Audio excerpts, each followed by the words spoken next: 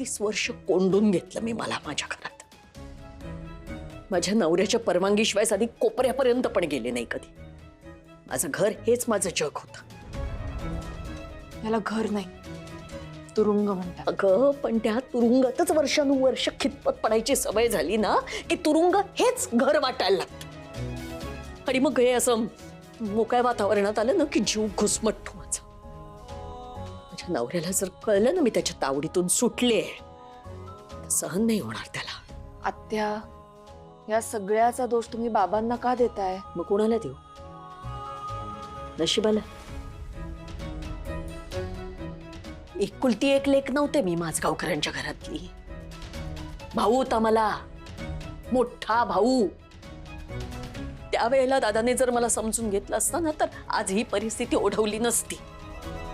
हे बघा, त्यावेळेस वडील गेले होते तुमचे, त्याचा धक्का त्यांना बसला नसेल. बरं, त्याआधी सुद्धा त्यांनी खूप प्रयत्न केले होते. तुम्हाला लक्षात असेल तर तुमचं लग्न थांबवण्यासाठी सुद्धा बाबांनी प्रयत्न केले होते. आत्या, तुम्ही ऐकलं नाही. हो ग बाई, हो. नाही नाही नाही, मला नव्हती अक्कल. अक्कल शेड खायला गेली होती ना तेव्हा, आणि आता सुद्धा नाहीये मला. नाहीच आहे अक्कल. पण मग आता का आलंय हा दादा परत माझ्या आयुष्यात? वेणू वहिनीची शेवटची इच्छा होती म्हणून, आणि ती त्याला आत्ता कळली म्हणून. म्हणजे ती कळली नसती तर माझ्याकडे ढुंगून बघायला आला नसता हा. हे बघा, तुमचा खूप मोठा गैरसमज होतोय. गैरसमज? किती वर्ष झाली का तुला या घरात येऊन? किती महिने झाले? ते महत्वाचं नाही आत्या. का? माझ्या भावाला तू माझ्यापेक्षा जास्त ओळखतेस? लग्न होईपर्यंत 20-22 वर्ष होते मी त्याच्याबरोबर. तुला काय वाटतं माझा भाऊ माझ्यापेक्षा तुला जास्त कळतो? हो, कारण पूर्णपणे बदललेत ते आता. खूप माणसं गमावली आहेत त्यांनी, खूप सहन केले आणि अजूनही करतायत. हे बघ, तू गसाची बाजू घेऊ नकोस. माझ्या आयुष्याची जी काही वाट लागली ती त्याच्यामुळेच लागली आहे. पण तेच जर आज तुम्हाला मदत करायला तयार असतील तर? उपकार करतोय माझ्यावर? उपकार करतोय? इतकी वर्ष माझ्या नवऱ्याच्या घरात बंदिस्त होते. आता मनात आलं तरी इथून बाहेर पडू शकत नाही. म्हणजे आता माझ्या भावाच्या घरात बंदिस्त आहे. त्याला मदत करायची आहे ना मला. हा, मग त्याला सांग कुठेतरी गावी किंवा कुठेही मला एक घर घेऊन दे म्हणावं. मी राहीन माझी जगी शांत शांत. माझा नवरा जर आता इथे आला ना तर भयंकर मोठा गोंधळ माजेल. त्याला मदत करायची आहे ना मला, मग त्याला सांग कर म्हणा निलिमाची कायमची व्यवस्था कर. सांग. आत्या,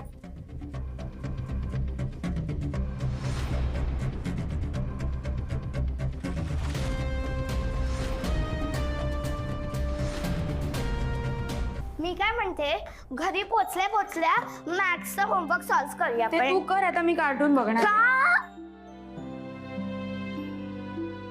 आई, तू इथे का बसलीस? मला घरी खूप बोर होतंय. का बोर होतंय ताई? ती राधा मामी, ती नीलिमा, जी सगळी बोर माणसं भरली आहेत घरात. यु नो, मला स्वतःचा बिझनेस सेटअप करायचा होता, पण मी काय करते दिवसभर घरी बसून? पांघरुणांच्या घड्या घालते, कपड्यांना इस्त्री करते, 2 वेळा चहा देते सगळ्यांना, अंघोळीचं पाणी काढते, मोठ्याने देवाची आरती ऐकते. ओल्ड एज होम मध्ये असल्याचं फिलिंग येतंय. तुला माहितीये ताई, ऍक्च्युली मला पण मॅक्स लेवल बोर होतंय, पण काय करणार? आयडिया, आपण मॅनिफेस्ट करूया. मॅनिफेस्ट म्हणजे? अरे मॅनिफेस्ट करूया, मॅनिफेस्ट. डंबोकुटचा मी एका बुक मध्ये वाचलाय. थांब, आपण आता एक विश लिस्ट बनवूया. ओके. हा ताई, तुला काय हवंय? मला प्रायव्हसी हवी आहे. ताई जोरा थांब, आपण इकडे फन गेम खेळतोय ना. आपण एक काम करूया, माझ्यापासून स्टार्ट करूया. मला 2 नवीन बुक्स हवेत. आणि मला रोज शाळेला सुट्टी हवी. हा, मला माझी स्पेस हवी आहे. मला मॅथ्स ना थोडंसं इझी हवंय. आणि मला ना प्रत्येक ड्रॉइंग कॉम्पिटिशन मध्ये फर्स्ट प्राइज हवंय. मला young entrepreneur of the year बनायचं आणि 1 मिलियन फॉलोअर्स हवे. मला एक छोटासा पपी हवाय. आणि मला क्रिकेटमध्ये प्रत्येक वेळी बॅटिंग हवी.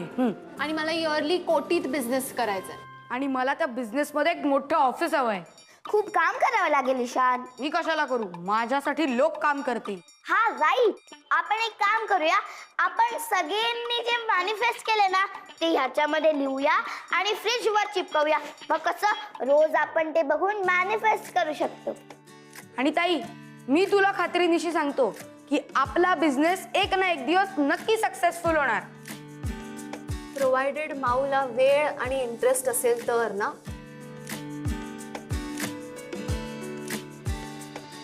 सांग ना, कसा वेळ मिळणार आहे तुला? वेळ काढला की नक्की मिळेल. थोड्या ऍडजस्टमेंट्स कराव्या लागतील, कामं डेलिगेट करावी लागतील. गुड. एवढं प्लॅनिंग आहे तुझं? मग जागेचं काय, घराचं काय? त्या निलिमा आत्याला घरी आणून ठेवलंय बाबांनी. बरं ठीक आहे, दुसरीकडे सोय करायची झाली तरी कशी करणार आहेत बाबा? मनीष, त्या बाहेर आहेत, हळू बोल. का हळू बोलू मी काय घाबरत नाही कोणाला. माझं घर आहे, मी प्रॅक्टिकली बोलतोय. एवढ्या माणसांना खायला घालायचं कोण जबाबदारी घेणार आहे? मी सांगितलं ना, मी करते काहीतरी. काय करशील आणि कधी? वेळ गेल्यावर? हे बघ, काहीतरी म्हणजे काय काय करायचंय? प्रत्येक वेळेला इतक्या टोकाला जायची गरज नाही अनिश. भैरवी, तुला माहिती आहे काय चुकतंय तुझं? एकाच वेळी प्रत्येक दगडावर पाय ठेवायचा प्रयत्न करतेस तू. हो, कारण आपल्याकडे दुसरं ऑप्शनच नाहीये. आपल्याला सगळ्यांनाच ऍडजस्टमेंट करावी लागेल आणि थोड्याच दिवसांचा प्रश्न आहे. मग त्या थोड्या दिवसांचा खर्च कसा भरून काढायचा आणि कोण भरून काढणार आहे? हा प्रश्न तुला का पडतोय? तू करतोयस ना अनेक उद्योग, पैशांच्या बॅगा घेऊन फिरत असतोस ना. तुला सांगितलं मी, क्लायंटचे पैसे होते ते, माझे पैसे यायचेत अजून. मग ते वेळेत कसे मिळतील ना ह्याचा विचार कर. मी माझं बघतीये. काय बघतेस? बिझनेस कसा करायचा हे बघतेस? अगं तुला कळत कसं नाहीये, बिझनेस सुरू करायचं झालं तर आपल्याला पैसे गुंतवायला लागतील. पैसे कमवशील कसे? पैसे मी कमवेन, जेवणाचे डबे करून विकेन, पण मी पैसे कमवेन. तू डबे विसरलीस? पहिल्या दिवशी जेव्हा या घरात आली होतीस तेव्हा तुला स्वयंपाकाचा स सुद्धा येत नव्हता. हो, पण आता शिकतेय ना मी. हे बघ, तुझे एक्सपेरिमेंट आम्ही सहन करतो, लोक का करतील? ते सुद्धा पैसे देऊन. आणि काय करणार आहेस तू? केक्स संयमी बरोबर. अगं बिझनेस कसा जनरेट करशील? आम्ही केक्सचा बिझनेस करणार नाही आहोत. महाराष्ट्रीयन रेसिपीजचा बिझनेस करायचं ठरवलंय आम्ही. ठरवलंय? म्हणजे अजून काही फिक्स नाहीये. वा, हे बघ, नसत्या भानगडीत पडू नकोस. खूप शिकलेली आहेस तू, चांगला पगार मिळेल तुला, नोकरी कर. हे बिझनेस वगैरे काही जमणार नाही तुला. का नाही जमणार? सगळा विचार करून झालेला आहे माझा. आयडिएशन, रिसर्च, प्लॅनिंग, कंपनी रजिस्टर कशी करायची, लोगो काय पाहिजे, आणि मोस्ट इम्पॉर्टंटली फायनान्शियल प्रिपरेशन कसं करायचं, या सगळ्याचा विचार चालू आहे माझा. नुसता विचार करून काय होतं ग? आणि मोस्ट इम्पॉर्टंटली फायनान्शियल प्रिपरेशन काय केलंयस? तुझ्याकडे आहे का कॅपिटल? फंडिंग आहे का? टीम आहे का? हे सगळं जमायला ना किमान 1 वर्ष जाईल तुला.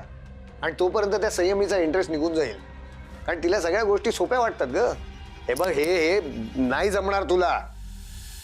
Thank you, thank you very much. What? हो, आता म्हणालच ना, हे नाही जमणार तुला, त्यासाठी थँक्यू सो मच. खरंच. आता बघ ना, आता मी अजून फिअर्सली काम करेन आणि तुला खोटं पाडेन. इतका कॉन्फिडन्स आहे ना माझ्यावर. आता मी हे अनिश जमवून दाखवेन, बघ असतो. तुला माहितीये ना तू काय बोलते? हे सगळं अशक्य आहे. अरे, जगाने हजारो वेळेला अशक्य गोष्टी घडताना बघितल्या आहेत. कारण ठरवलं ना तर सगळं शक्य होतं. You just wait and watch. ठीक आहे, तू इथेच आहेस, मी सुद्धा इथेच आहे. बघूया काय होतंय ते.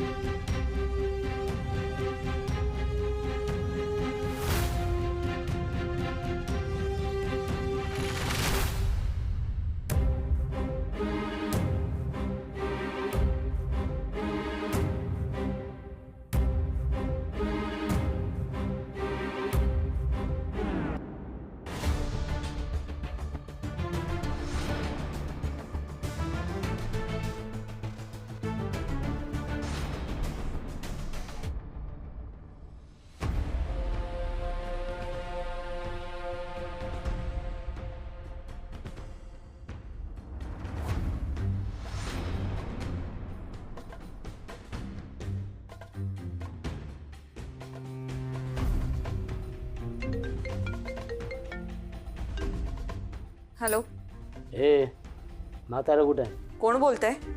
जा बाप. ए, हाऊ डेअर यू. पोलिसांना फोन करे ना डायरेक्ट. अशोक माझगावकर कुठं आहे? तुला काय करायचंय? असं कसं? काळजी तर वाटणारच ना. काय आहे ना, मुंबई आजकाल सेफ नाही राहिली. ऑफिसमध्ये, बसमध्ये, रस्त्यावर कुठंही टपाटप टपाटप नुसते मर्डर होत आहेत. दिवसा ढवळ्या गेम खल्लास. माझ्या बायकोला घेऊन गेलात ना,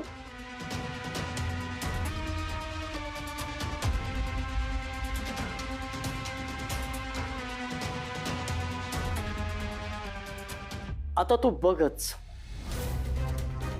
मी त्या अशोक माझगावकरचा कसा गेम करतो ते. जाताना फुल पीस केला आहे ना, येताना किती पीस मध्ये येईल हे आता तू बघच.